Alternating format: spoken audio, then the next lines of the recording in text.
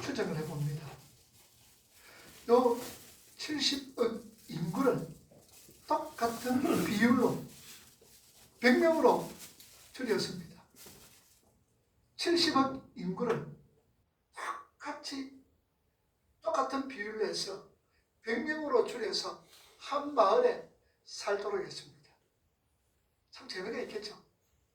그러면은 70억 인구를 100명으로 줄여서 또 한 마을에 살게 했다면 여러분 보통 어느 대륙에 사는 사람들이 제일 많을까요? 여기 뭐 유럽도 있습니다. 아메리카도 있습니다. 그 다음에는 오세아니아주도 있죠. 그 다음에 아시아도 있습니다. 아프리카도 있습니다. 이 5대륙, 이 대륙 중에 어느 대륙의 사람들이 제일 많이 살까요? 네? 아시아. 네. 100명은 70억 인구를 줄여가지고 100명으로 만들어서 똑같은 비율로 줄여서 100명 한 마을에 살 때 아시아인이 57명이었습니다. 57명이 아시아 사람. 그 다음에 유럽은 21명. 그리고 아메리카 사람들은 14명. 그리고 아프리카 사람은 8명이 됐습니다.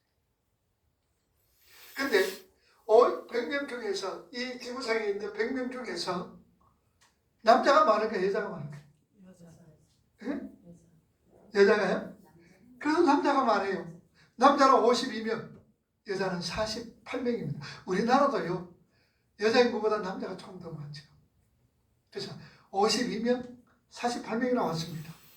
그런데 그 100명 중에 70명은 비크리스찬 예수를 모르는 사람이요. 30명은 예수를 아는 사람입니다. 그리고 20명은요, 자기 집을 가지고 있는 사람이요. 80명은 무주택이면서 열악한 환경 속에서 살아갑니다. 자, 그리고 이 80명, 이 100명 가운데 70명이 글을 알지 못합니다. 70명이 글을 알지 못해요. 이 70명 문명 중에서도 50명은 영양실조로 좀 살아갑니다. 그리고 한 명은요, 암이라든지 중병이 들어서 병원에 입원을 하고 있습니다. 그리고 이 100명 중에서 한 명이 고등교육을 받은 사람입니다. 자, 그러면요, 여러분들, 나는 지금 어디에 속했을까요? 여러분들 지금 어디에 속하고 있습니까? 네? 물론 아시아에서 언제 이제 100명을 줄여가지고 우리가 이렇게 했을 때에 문명도 아닙니다. 열악한 환경 속에서 살아가는 것도 아닙니다. 그래도 우리는 대체로 고등교육도 받았습니다. 그러면은 세계적으로 이렇게 볼 때에 우리 생활 수준이 어떻습니까? 상입니까? 하할까요? 네? 상이죠. 우리 생활 수준이 상입니다. 여러분 정신 가지셔야 돼요. 우리 한국 사람들의 생활 수준은요, 상위에 속합니다. 그런데 행복 지수는 어때요? 하이지요. 세계에서 가장 힘들게 살아가는 사람, 가장 GDP라든지 GNP가 가장 낮은 스리랑카라든지 이런데 벵글라데시라든지 행복 수준이 최고입니다. 그러면 이 말이 뭘 의미하고 있느냐? 우리 사람들의 행복 수준은요, 원망과 불평과 또한 저고 이런 것은 환경 열악해서 오는 것이 아니다라는 얘기예요. 우리가 왜 불평합니까? 이스라엘 백성들이 불평 원망했죠. 그 이유가 뭐라 그랬어요? 하나님의 은혜에 뭐 할 줄 몰라서 감사할 줄 몰라. 하나님의 은혜에 감사할 줄 모르니까 원망합니다. 불평합니다. 다른 사람을 미워하고 시기한다는 사실. 그래서 사도 바울은 범사에 말하고 감사하라. 항상 마음에서 기뻐하면서 살아라. 우리에게는 환경 때문에 내가 불평하고 주의 여건 때문에 내가 원망하는 것이 아니다라는 얘기예요. 내 속에서 감사가 없게, 내 속에서 하나님의 은혜가 잊어버리고 있기 때문에 때로는 그로 인해서 원망하고 불평하고 감사치를 않는다는 사실입니다. 예수 그리스도의 십자가는 죄인을 의인으로, 그리고 유대인과 이방인이 하나 되게 하는 힘이 십자가에 있었습니다. 에베소 교회는 대부분 하나님을 알지 못하는 이방인들과 하나님을 그래도 잘 알고 믿는다라는 유대인들로 구성되었습니다. 아무리 봐도 이들은 하나 되기가 힘들면 오히려 분열의 조짐이 보였지요. 그래서 사도 바울은 로마 옥중에서 예수 그리스도의 십자가로 말미암아 구원의 은혜를 말씀하시면서 유대인들과 이방인들이 하나 될 것을 강조하고 있습니다. 그리고 하나님께서 율법을 주신 목적에 대해서 말씀하시면서 이 율법이야말로 우리 인간들의 행복의 삶을 살아가는 원리다라고 말씀을 합니다. 물론 우리 사람들의 행복한 삶을 살기 위해서는 이 율법을 다 지켜야 가능하다는 사실입니다. 자, 그런데 우리 사람들에게는 율법 지킬 힘이 없습니다. 죄가 세상에 들어옴으로 통하여서 우리가 율법을 완전히 지킬 힘이 없습니다. 오히려 율법이 올무가 되어서 사람들을 죄인들로 만들어가고 있습니다. 자, 그러면 어떤 원리로 과거에도 죄를 짓고 현재에도 죄를 지으며 앞으로도 죄를 지을, 지금도 끝으로 보면은 율법 아래 놓여 있는 자들처럼 보이는 우리 믿음의 성도들이 그 율법에서 자유로워지고 죄를 지으면서 결코 정죄를 받지 않게 되는지를, 그리고 유대인들은 무엇을 어떻게 오해를 했는지를 오늘 우리가 이 말씀을 통해서 한번 살펴볼 수 있기를 바랍니다. 아멘. 특별히 5장 20절 말씀 여러분 한번 보세요. 율법이 들어온 것은 범죄를 더하게 하려 함이라. 그러나 죄가 더한 것에 은혜가 더욱 자, 없으니. 율법이 옛날 성경은 가입된 것은 이런 데 있죠. 율법이 들어온 것은 뭐라 하냐? 범죄를 더한다. 여기서 율법이 들어왔다는 이 말은 헬라어로 보니까 파라이셀코마이. 대단히 죄송합니다. 조선에 조금 원문도 성함에서 여러분들도 좀 도움이 될 겁니다. 파라이셀코마이 이 말은 나란히 들어오다라는 말씀입니다. 그러니까 율법이 무엇과 나란히 들어왔다는 얘기입니까? 죄와.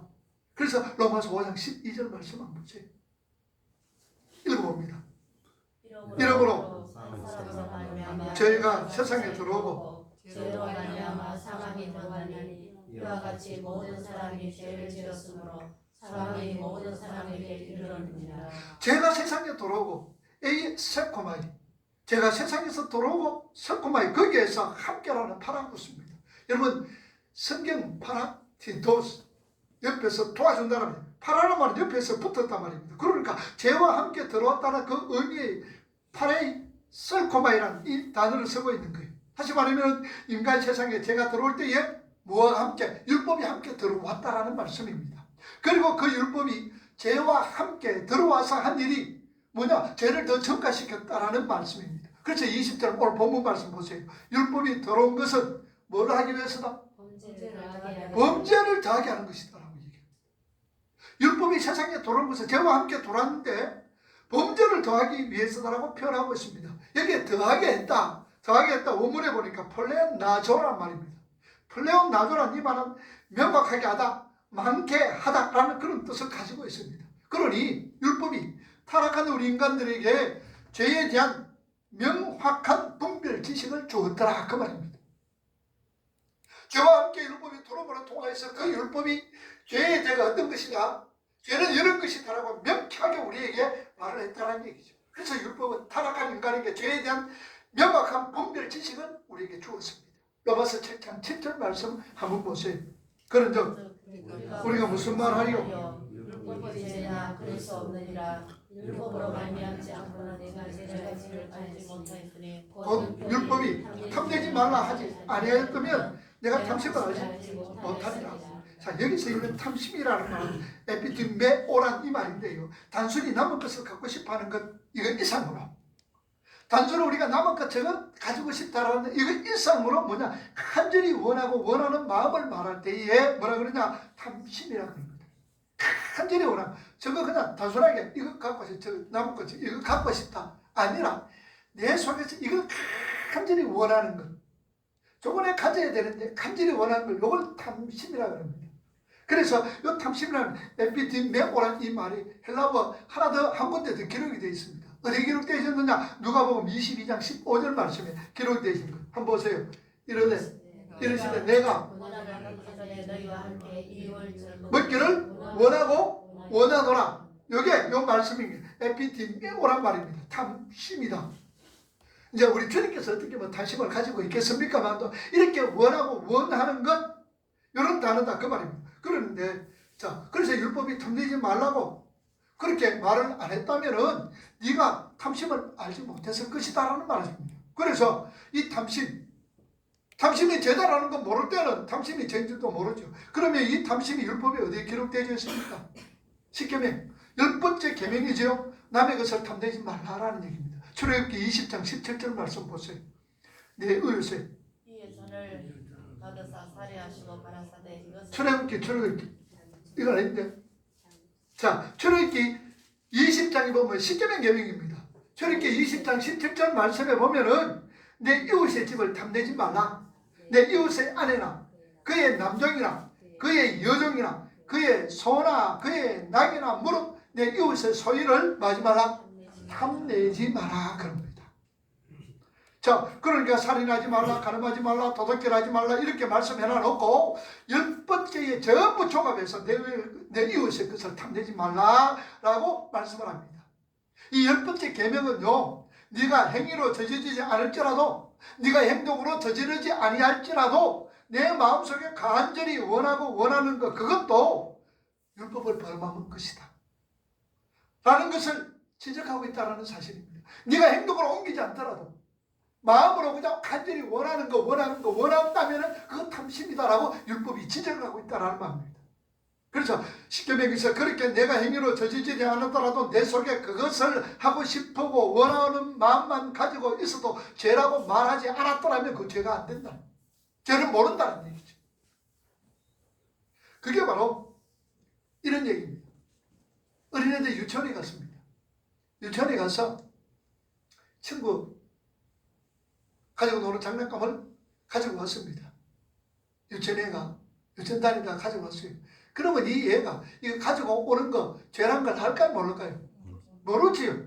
몰라요. 그런데 이제 선생님이나 부모님이 애가 이거 가져왔어.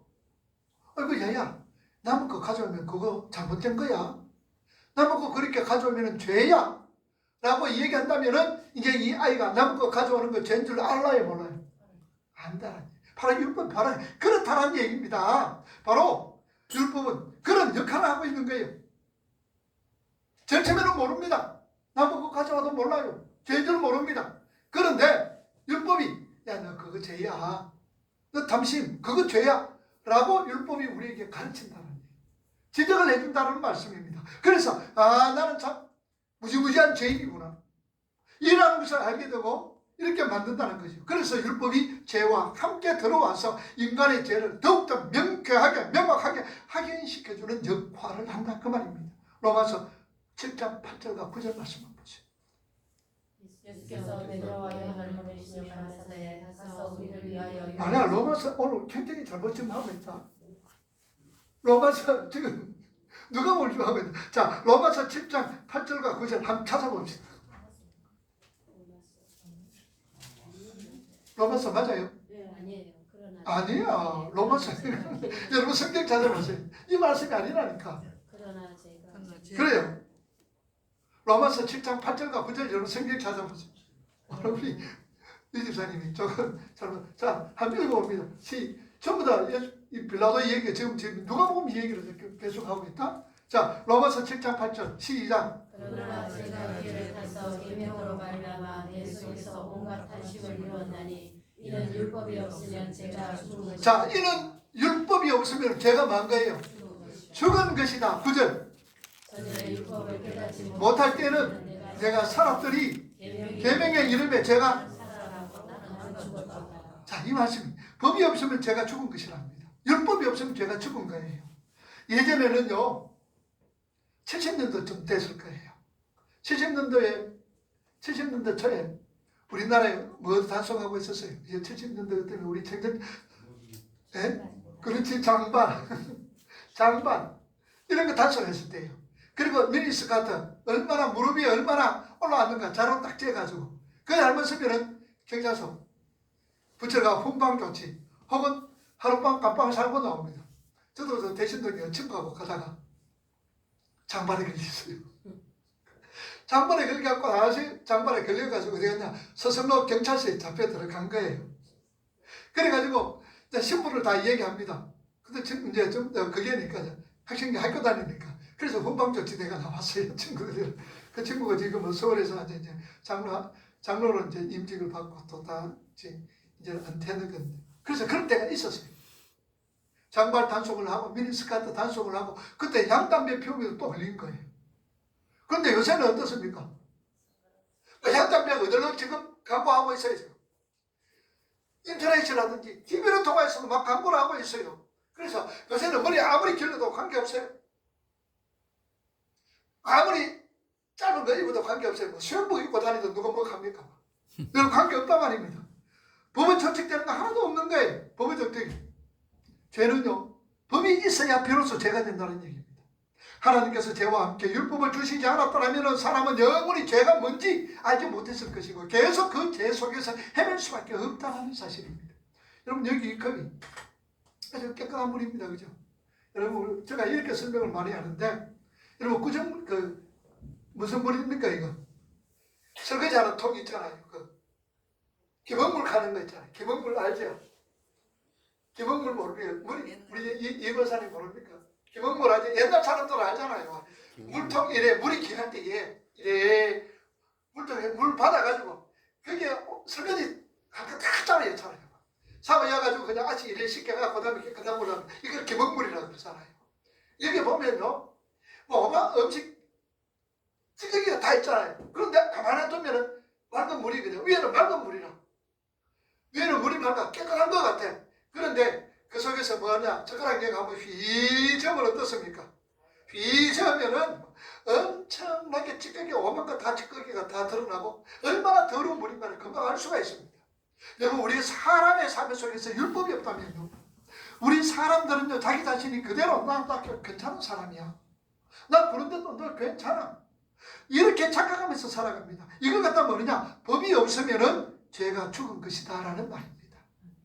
율법이 우리에게 오지 않으면 난 괜찮은 사람이야 이렇게 도와주기도 하고 선한 일도 하고 난 뭐 그런 대로 괜찮게 살아가는 사람이야 라고 착각하면서 살아가는 것, 이게 법이 없으면 죽은 것이다 라는 말입니다. 그리고 전에 법을 깨닫지 못했을 때는 내가 살아있다라고 생각을 하는 거예요. 바로 법을 깨닫지 못했을 때 내가 살았다라고 말하는 것은 바로 이런 뜻을 가지고 있습니다. 빌립보 3장 4절에서 6절 보세요. 여러분 찾아봅시다. 우리 오늘 잘못 그거 하셨네. 자, 빌립보 3장 빌립보 3장 4절에서 6절 3장 4절 자, 읽어봅니다. 320 그러나 나도 육체를 신뢰할 만하며 만일 누구든지 다른 이가 육체를 신뢰할 있는 줄로 생각하면 나는 더욱더 그러하리니 오일 나는 8일 만에 할례를 받고 이스라엘 족속이요 베냐민 지파요 히브리인 중에 히브리인이요 율법으로는 바리새인이요 열심으로는 교회를 비판하고 율법의 어로는 흠이 없는 자다. 이거 누구의 고백입니까? 바울. 사도 바울이죠. 그러니까 사도 바울이 율법을 깨닫지 못했을 때는 사도 바울이 이렇게 펄펄펄펄 뛰면서 살았다 그 말입니다. 자, 그런데 이 율법을 깨닫게 되자 그렇게 펄펄 살아서 날뛰던 자신이 이제 죽었습니다. 마치 젓가락으로 찌꺼기에 든 물통을 휘 젓는 것처럼 더러운 죄가 살아나더라는 겁니다. 율법을 깨달아 보니까 죄가 이제 살아나더라는 얘기예요. 그러니 우리가 하나님 앞에 가까이 가면 갈수록, 오늘 저와 여러분들이 말씀을 가까이 가면 갈수록 뭘 깨닫는 거예요? 죄를. 나는 뭐입니다? 죄인입니다. 누가복음 5장에 베드로가 주님 앞에 왔을 때 나는 죄인입니다. 나를 떠나세요. 이사야 6장에 보면 이사야가 뭐라 그럽니까? 화로다 나는 망하게 되었더라. 하나님의 그룹들 보좌를 보고 하나님을 봤을 때에 슬퍼도다 괴롭구나, 나는 망하게 되었구나, 내 입술이 부정하구나 라고 이사야는 고백했던 것을 알 수가 있습니다. 뿐만 아니라 사도요한은 밤모습에서 예수님을 봤습니다. 3년 동안 따라다녔던 예수님의 사랑을 가장 많이 받았던 베드로의 요한이었습니다. 그런데 밤모습에서 예수님을 만날 때 뭐와 같은 자였다? 죽은 자 같은 자였더라 얘기합니다. 뿐만 아니라 에스겔서라든지 에스겔 선지자라든지 다니엘 선지자도 우리 하나님을 만나보게 될 때, 주님을 보게 될 때는 죽은 자처럼 그렇게 되었다는 사실입니다. 하나님의 율법을 깨닫고 나서 그 의미를 알고 나니 펄펄 뛰던 자신이 나는 이만하면 괜찮아. 나 이 정도 같으면은 뭐 이렇게 같으면 다른 사람에게 내세울 만한 것 있어라고 펄펄 뛰던 자신이 정작 죽어있던 자임을 알게 되었다는 사실입니다. 법으로 통해서 하나님을 만나게 되니 야, 나는 먼지구나. 나는 뒷거리구나. 나는 아무 보잘것없는 자구나. 이것을 알게 되고 깨닫게 되었다는 사실입니다. 자, 로마서 7장 9절 말씀 봅시다. 전에 때에는 내가 살았더니, 자, 전에 법을 깨닫지, 방금 제가 설명한 것을 들으세요. 전에 법을 깨닫지 못했더니 내가 살았더니 기고만장하면서 나 그 정도면 이 정도면 괜찮아. 나는 율법 지킴에 있어서 흠이 없는 자야. 사도 바울은 자신을 드러냈답니다. 그랬더니 계명이 이름에 죄는 살아나고 나는 뭐였더라? 그래서 하나님 말씀을 더 비춰보니까 내 꼬라지가 어때? 야, 이거 참 먼지구나 티끌이나 아무것도 아니구나. 나는 죽었구나. 제가 살아나고 나는 죽었다라는 말씀입니다. 율법은요, 이렇게 죄를 명확하게 드러내어 내 자신이 얼마나 큰 죄인인가를 알게 해주는 역할을 하고 있습니다. 그리고 율법은 타락한 인간의 죄를 더 짓게 만드는 역할을 하는 거예요. 로마서 7장 8절 보세요. 그러나 제가 기회를 타서 계명으로 말미암아 내 속에서 가장 탐심을 이루었나니 이는 법이 없으면 죄가 죽은 것이며. 자, 율법이 없으면 죄가 죽었다는 말이 무슨 말이에요? 네? 제가 죄인 줄 모른다. 아까 어린애가 나무 친구 거 가져와도 제가 죄인 줄 모른다는 말입니다. 율법을 모를 때는, 죄다라고 얘기할 때는 제가 살아나고 내가 죽는다는 의미입니다. 그래서 제가 기회를 타서 계명으로 말미암아 내 속에 각양 탐심을 이루었는데 이는 법이 없으면 제가 죽는 것이다 라는 얘기죠. 자, 어느 목사님이요, 초등학교 6학년 때까지 학교에 이 폭죽이라는 걸 몰랐습니다. 그런데 어느 날 선생님이 학교에 폭죽 가져오면 안 된다라고 말씀을 했습니다. 그때까지만 해도 이 목사님은 초등학교 6학년 때까지 선생님이 학교에 폭죽 가져오면 안 된다는 이 말을 듣기 전에는 폭죽이 뭔지도 몰랐습니다. 근데 선생님이 폭죽 가져오면 안 된다고 얘기해요. 그때부터 이제 친구를 찾아가면서 야, 폭죽이 뭐냐? 폭죽이 뭐냐? 폭죽이 뭐냐? 폭죽을 알았습니다. 이거 어디 가면 사느냐? 그래서 폭죽 파는 가게에 가가 사왔습니다. 그리고 학교에서 폭죽을 터뜨렸다는 얘기입니다. 뭘 의미하고 있습니까? 바로 율법은요, 죄인들에게 죄를 더 짓게 만드는 역할을 하고 있다는 사실입니다. 로마서 5장 20절 보세요. 율법이 들어온 것은 범죄를 더하게 함이나 그러나 죄가 더한 것에 은혜가 넘쳤다.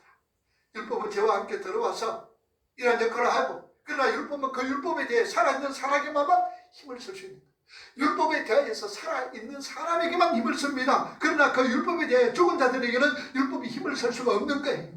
아, 나는 죄인이구나 라는 것을 깨달은 자는 율법이 힘을 쓸 수가 없다는 사실입니다. 로마서 7장 1절에서 6절 보세요. 형제들아, 내가 법 아는 자들에게 말하노니 너희는 율법이 사람의 살 동안 만크를 주관하는 줄 알지 못하느냐.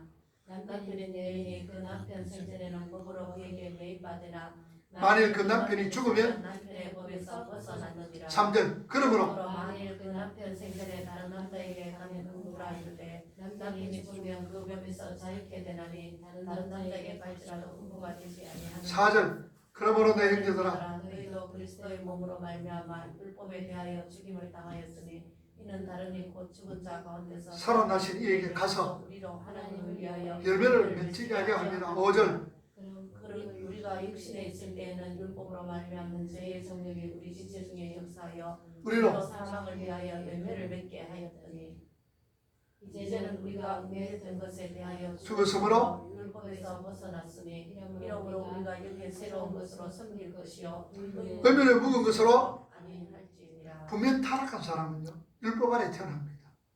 율법은 원래 거룩한 하나님의 성품의 표현입니다. 거룩한 하나님의 성품을 따라 우리 사람이 살게 되면은 우리 사람들이 가장 행복하고 기쁘게 되고 이상적인 삶에 올립니다. 율법대로 살아가면요, 그게 행복입니다. 가장 이상적인 삶입니다. 그런데 사람은요, 율법을 지킬 능력이 어떻게 됐습니까? 있습니까? 없습니까? 상실해 버렸어요. 죄로 말미암아 아담이 선악을 알게 하는 나무의 실과를 따먹는 그 순간부터 우리는 율법을 지킬 수 있는 능력이 상실했습니다. 오히려 이 율법이 우리에게 부담이 되고 저주가 되어서 사람은 올가매는 사탄의 도구가 되었습니다. 그래서 율법 아래 태어난 모든 사람은 영원히 그 율법의 종로로 하게 되어지는 겁니다. 너 이런 죄 없어. 너 이런 죄 지었어.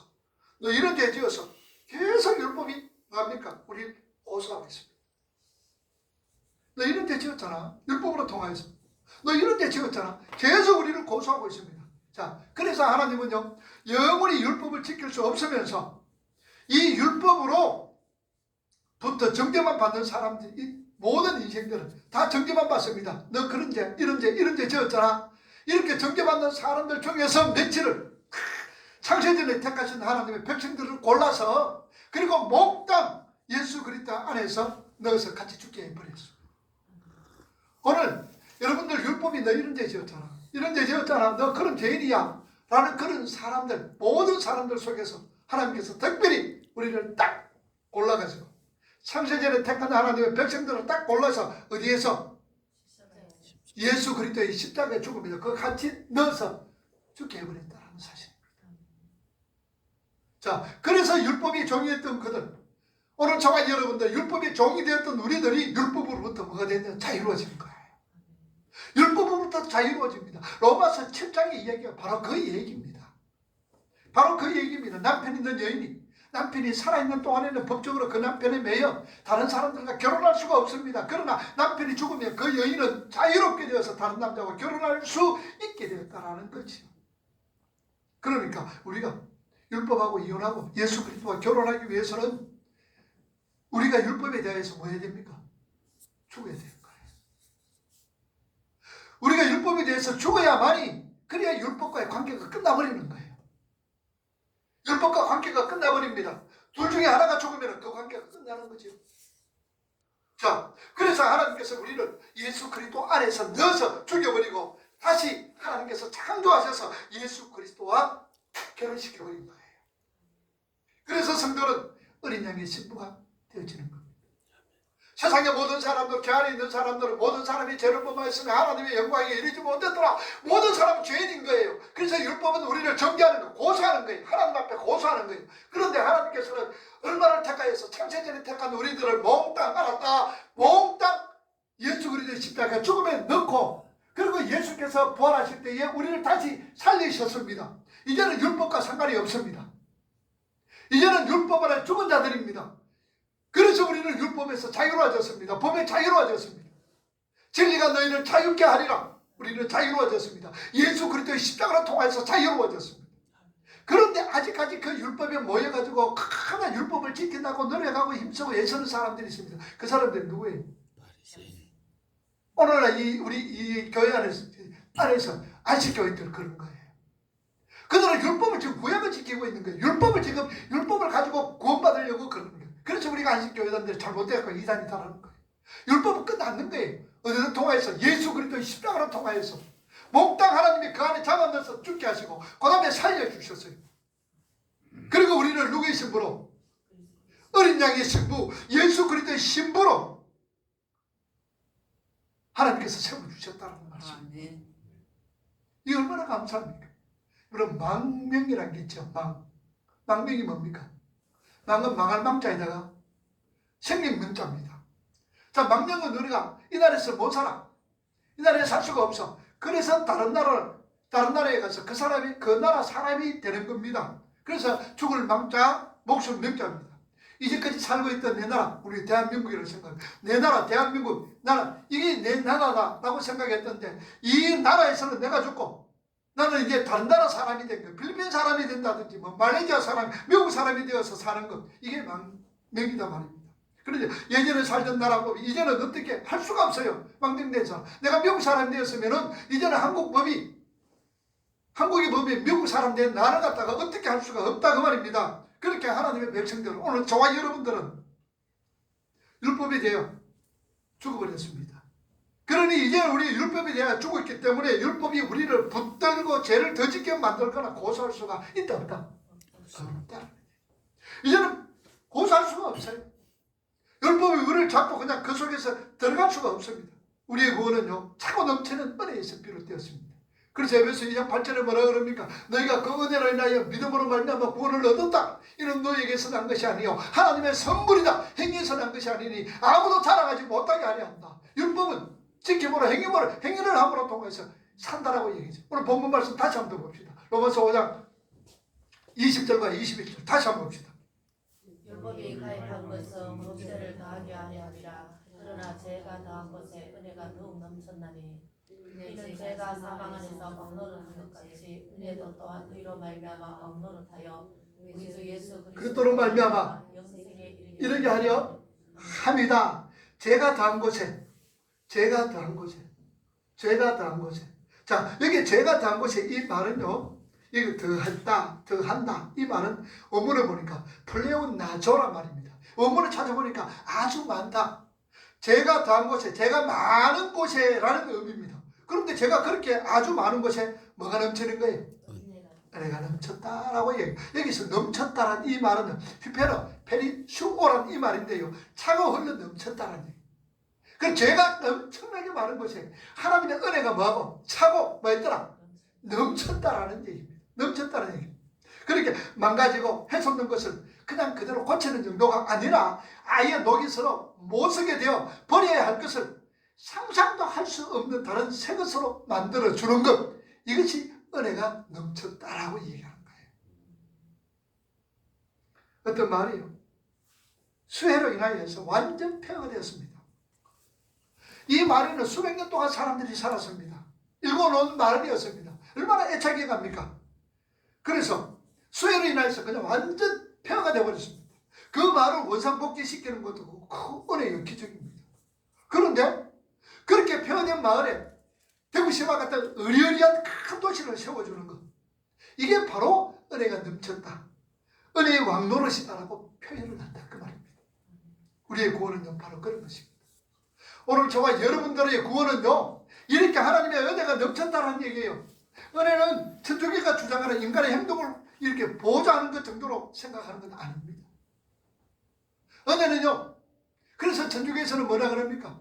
옛날에 이 면제부도 판매하고요, 그 다음에 중간 연옥이라는 게 있어가지고 우리 조상들이 여러 개 가고 우리 아는 사람이 여러 개 갔는데 밑에 있는 후손들이 헌금도 많이 하고 뭐 이렇게 착한 일 많이 하면 여러 개 있는 사람이 천국 가고 또 그거 안 하면 여러 개 있는 사람이 지옥 있다고 소리를 하고 있다 그 말이죠. 그건 잘못된 얘기입니다. 오늘 우리는 바로 그겁니다. 행위로서 절대로 인간의 행동, 은혜는 인간의 행동이 보조되지는 거 아닙니다. 은혜는 능력입니다. 하나님의 능력입니다. 우리를 이끌고 가고 우리를 장악하는 힘이 하나님의 은혜입니다. 그래서 우리는 하나님의 은혜 속에 살아야 되는 거예요. 아멘. 우리 성도들은 하나님의 은혜에 잠겨져 있어야 되는 거예요. 하나님의 은혜에 이끌림 받아야 되는 거예요. 그래야 내 속에서 기쁨이 있습니다. 참된 즐거움이 있습니다. 그 속에서 감사가 있는 거예요.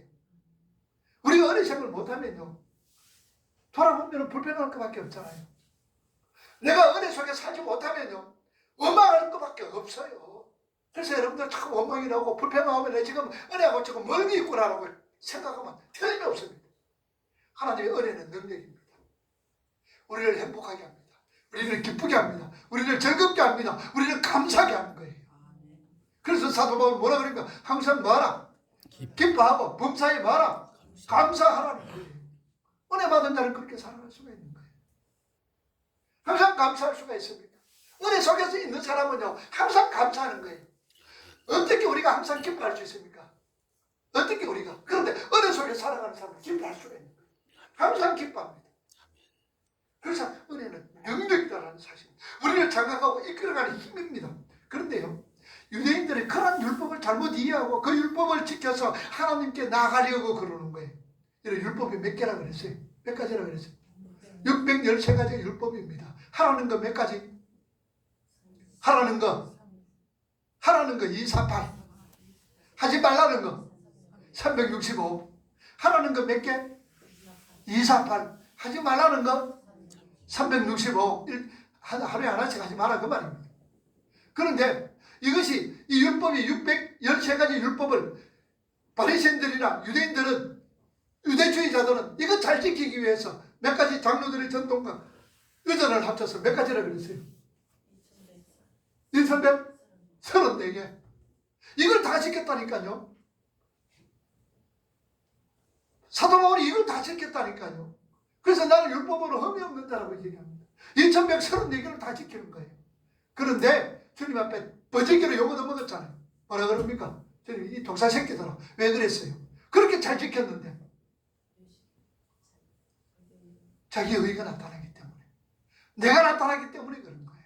오늘도 우리는 하나님이요, 내가 나타나는 것 하나님이 결단코 좋아하지 않습니다. 내가 나타나는 신앙을 무슨 신앙이라 그랬어요? 미지근한 신앙. 내가 나타나는 신앙은 미지근한 신앙이에요. 미지근한 신앙. 그게 라오디게아 교회 교인들이잖아요. 미지근한 신앙입니다. 이것이 또 마태복음 몇 장이야? 25장에 가면 양과 염소에 있습니다. 양은 내가 언제 했습니까? 나는 한 건 없습니다. 염소는 뭐라고 합니까? 내가 언제 안 했습니까? 내가 잘했는데. 지극히 적은 자에게 한 것이 내한테 한 것이고, 지극히 적은 자에게 하지 않은 것이 나한테 하지 않은 것이다. 미지근한 신앙을 가지고 자기를 나타내는 사람은요, 자기 유익을 위해서 살아가는 거예요. 내 입에서 토하여 내치리라, 내 입에서 토하여 내치리라. 그렇게 주님 말씀입니다. 그러니 유대인들은 그 율법을 지킴으로 통하여서 하나님께 나가려고 그래요. 구원받는다고 그래요. 그리고 그것으로 이방인들을 갈라내어 이방인들을 개처럼 취급하는 거예요. 예수님은요, 그러한 유대인들을 비난하셨습니다. 그래서 여러분들 사복음서에 예수님의 비유에 보면은 모두가 그런 내용이 담겨져 있는 거예요. 여러분 누가복음 15장에 보면 탕자 비유가 나옵니다. 그죠? 탕자 비유가 나와요. 탕자는 누구예요? 탕자는 마다들은 누구라고 그랬어요? 탕자는 돌아왔어요. 마다들은 뭡니까? 돌아온 그 아들 동생을 갖다가 얼마나 아버지한테 막 욕하면서 저런 자식 저거 재산 다 까먹어 너 말하고 그렇게 영접을 하고 오케스트라를 불러내가지고 그렇게 잔치를 베풉니까? 그 마다들이 누구라고 그랬어요? 바로 그 마다들 너희들이 누군 줄 아느냐? 유대인들 너희들이다. 율법을 지키는 유대인들 바리새인들이다. 너희들이 마다들이야 라고 얘기합니다. 여러분 마태복음 20장에 포도 품꾼 얘기 있었잖아요. 우리의 포도 노각이 아침에 오전에 그 다음에 오후 몇 시 쫙 불러대요. 그랬더니 아침에 왔던 사람들부터 늦게 왔던 사람부터 품삯을 줍니다. 그런데 입이 이만큼 나왔어요. 누가 이만큼 나왔어요? 아침에 일찍 왔는 사람이 입이 이만큼 나왔어요. 그 입이 이만큼 나온 사람이 누구냐? 너희들 유대인들이다. 너 바리새인들이라고 예수님은 지적해 주시는 거예요. 너희들 은혜로 인하여서 너희들 안 불러주면 너 죽잖아.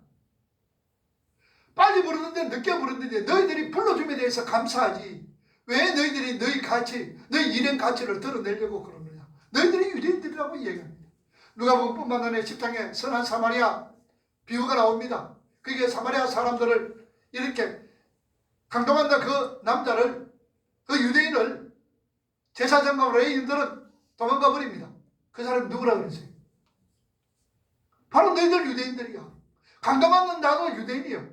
바로 너희들이 유대인들이야 라는 것을 예수님은 지적하고 있다는 사실. 바로 그들은 율법을 열심히 지킨다고 말하면 하지만 정작 하나도 지키지 못한 사람이었습니다. 그들의 열심은 오직 자신을 위한 종교행위에 불과했습니다. 그들은요, 포도원 아들을 때려 죽였습니다. 왕의 아들이 혼인잔치에 초청받은 자에서는 오히려 초청을 거절하고 왕의 종들을 죽인 자들이었습니다. 그들은 한 달란트 받아서 자기의 방법대로 땅에 묻어둔 자들이었습니다. 그들은 어떻게 됐다고 그랬죠? 그들이 어떻게 되었습니까? 마태복음 25장 30절 보세요. 뭐라 그럽니까? 이는 적을 바깥 어두운 데로 내어 쫓으라. 거기서 슬피 울며 이를 갈미 있으리라 하니라. 쫓아버리라. 슬피 울며 이를 갈미 있으리라. 여기 이를 갈미 있으리라. 제가 로마서 언제 이거 끝나면 로마서 강의를 할게요. 그때 이를 가는 게 뭔가를 우리는 꼭 보면 이를 간다는 게 꼭 지옥에 떨어져 가지고 어떤 그걸 의미하고 있는데 그 원문에 보면 또 그런 의미는 아니에요. 그거는 상세하게 다음에 얘기할게요. 자, 어쨌든 율법은요, 우리를 그리스도께로 인도하기 위한 모학 선생입니다. 갈라디아서 그랬죠. 모학 선생, 예수 그리스도께로 인도하는 모학 가정교사다 그 말이죠. 그러니까 율법은요, 우리 구원의 근거가 되어서는 안 됩니다. 율법이 우리 근거가 되어서는 안 되죠. 그러나 구원을 얻는 자들에게는요, 그 율법을 구속하고 올가매는 자리에서 평안함과 기쁨과 행복을 주는 하나님 나라 백성들의 삶의 표준이고 행복한 삶의 원리가 되어지는 거예요. 율법은. 그게 얽매는 것이 아니라 그 말씀으로 통하여서 그렇게 살아가는, 우리가 다 살아갈 수가 없지만 그 율법으로 통하여서, 그러면 율법이요 선지자의 강령이 있습니다. 근데 유대인들은요 그걸 놓치는 거예요. 내가 이걸 지킴으로 통하여서 행복한 삶을 산다, 내가 지킴으로 구원받는다라고 생각하는 거예요. 그래서 유대인들은 이방인들과 차별을 하는 거예요. 십자가로 인해서 유대인과 이방인들이 하나가 되었습니다. 화평하게 되었습니다. 새 사람이 되었습니다. 오늘 저와 여러분 모두가 새 사람이 된 거예요. 예수 그리스도의 십자가로 통하여서 이렇게 오늘 저와 여러분들이 새 사람이 되었고, 그리고 옆에 있는 오늘 저와 여러분들은 어떻습니까? 한편으로 인정을 합니까? 영원한 하나님 나라에서 영원토록 사는 자로서 여러분들 인정을 하느냐 그 말입니다. 아멘. 하고 있어요. 그럼 왜 됩니까? 선지자요 율법의 강령, 온 율법의 강령이 뭐라 그랬습니까? 주님은 두 가지를 얘기했습니다. 왜? 하나님을 사랑하고 사랑하라. 내 이웃을 내 몸과 같이 사랑하라. 그게 율법이요 온 선지자의 말씀이다 그 말입니다. 그러면은 내 이웃이 누구라고요? 이웃이 누굽니까? 내 이웃을 내 몸과 같이 사랑하라. 그 이웃 누구예요? 우리 같이 있는 얼굴 보는 사람들이잖아요. 사랑하고 있습니까? 한편으로 생각하고 있습니까? 우리는 예수 그리스도를 통해서 새롭게 지원받은 자들입니다. 재창조된 사람들입니다. 우리 모두가 한편입니다. 지금부터 언제까지? 천국 가서도 영원입니다. 영원토록 함께할 사람. 아이고 지금 미친다. 그들은 따라요. 여기서부터 우리가 함께 영원토록 살아가야 될 저와 여러분들, 영원토록 봐야 될 오늘 저와 여러분들. 그래서 사랑하고 이해하고 용납하고 내 이웃을 내 몸과 같이 사랑하라. 이게 율법의 제일 본자입니다. 이러기 위해서 예수님이 십자가에 죽으셨습니다. 이거 주시기 위해서. 기도합시다.